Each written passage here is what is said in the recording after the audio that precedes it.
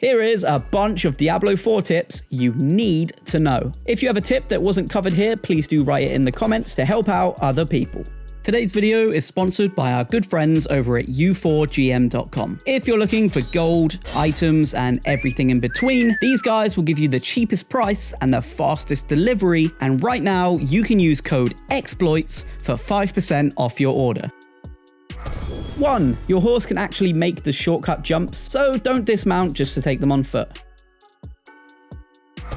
2. If you're somebody that likes to select new equipment based off of the green number next to the damage or armor rating, there's no shame in it. We've all done it. But it may not be the best thing for building a strong character. In fact, I've made a whole video on why you shouldn't be doing this, which I'll link at the end of the video and in the comments. But if you just can't stay away from those green numbers, head over to your gameplay settings and turn on both Advanced Tooltip Compare and Advanced Tooltip Information. This will give you a lot more information when looking at or comparing new items in your bag. You'll also see a lot more green numbers, so you're welcome.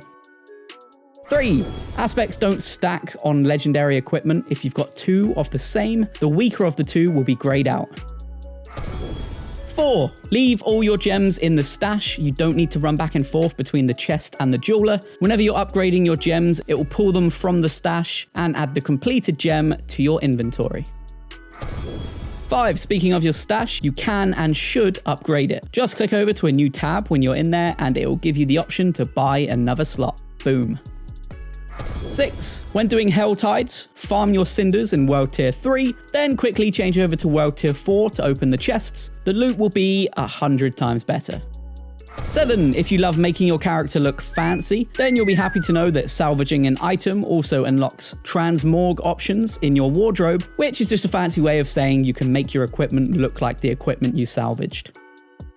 8. One that I definitely learned the hard way. Once you imprint an aspect onto a new piece of equipment, you won't be able to extract it again, so think carefully when doing so. 9. When clearing out a dungeon, ignore the stragglers and small groups, just run straight to the elites. The stragglers you ignored will actually be teleported to you anyway. You'll have a notification come up saying enemy horde incoming. 10. Leveling a skill past its cap with affixes will continue to up the effects that it does. 11. Slot looted gems into looted gear when you're doing dungeons. This will save loads of space. Then when you salvage the gear, the gems will go back into your inventory. 12. Being on a horse gives you a wider field of vision, which you can use to scope out enemies in PvP. 13. A simple one here. There's a sort button in your inventory. I didn't know this at first, but it helps clean the bag up a little bit when you're trying to figure out what to do with all that juicy new loot. 14. If you struggle to see your character during those intense fights with crowds of enemies, you can actually highlight your character in the accessibility settings. Just scroll down to the section named Player Highlight. 15. One I keep forgetting to do is to drink those elixirs. Head over to the consumable tab in your inventory and remember to actually use them. They'll help you level quicker and give you fancy new bonuses for 30 minutes. I'm ashamed to admit that I forgot about the elixirs for the first 50 levels of my main character.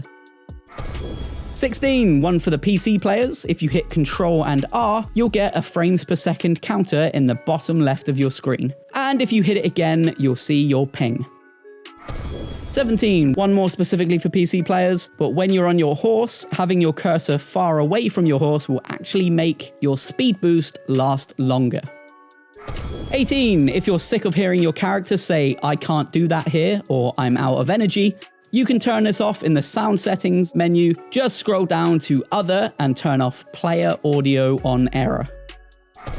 19. Upgrade your potions. I may not have realized I could do this until around level 35, so if you head to this shop in Kjovashad, the shopkeeper will sort you out. 20. If there's an elixir that you frequently use, you can actually bind it to a slot on your emote wheel for quicker access. 21. If you're looking for a specific aspect from a particular dungeon, you can open the codex page and track the aspect. It'll drop a pin and guide you to the dungeon, even if you haven't discovered that location yet. 22. Monsters 1 level higher than you grant 15% more XP. Monsters 2 levels higher than you grant 20% more. And 3 levels or higher will grant you 25% more XP. On the flip side of that, monsters 1 level lower will grant you 10% less. 2 levels lower, 20% less. And obviously 3 levels lower will be 25% less. 23. Since we're talking XP, remember to team up with friends for another big boost in XP. You'll see a huge difference after a long night of grinding dungeons. If you're friend challenged, no worries. We have a Discord filled with thousands of players looking to trade, glitch, play, and grind, so hop on in.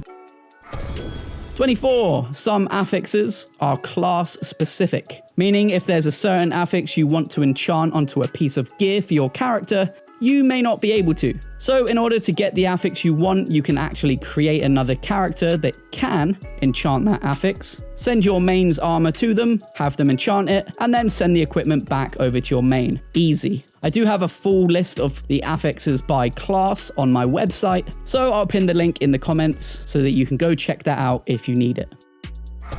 25. A big one here, try to salvage items more than you sell. I do get it. Having money in the bank looks and feels good, but when you finally find the equipment you've been looking for, not being able to upgrade or imprint it due to lack of materials doesn't look or feel good. Trust me, gold is easy to acquire if you're doing enough dungeons and quests. Materials are rare and it can get very frustrating when your sword hasn't been upgraded in 10 levels.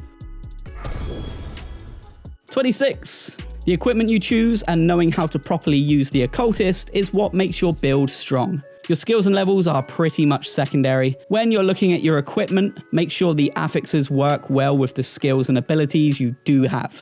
You don't want to boost your poison damage if you don't even do poison damage, and the occultist can change these affixes for gold and materials.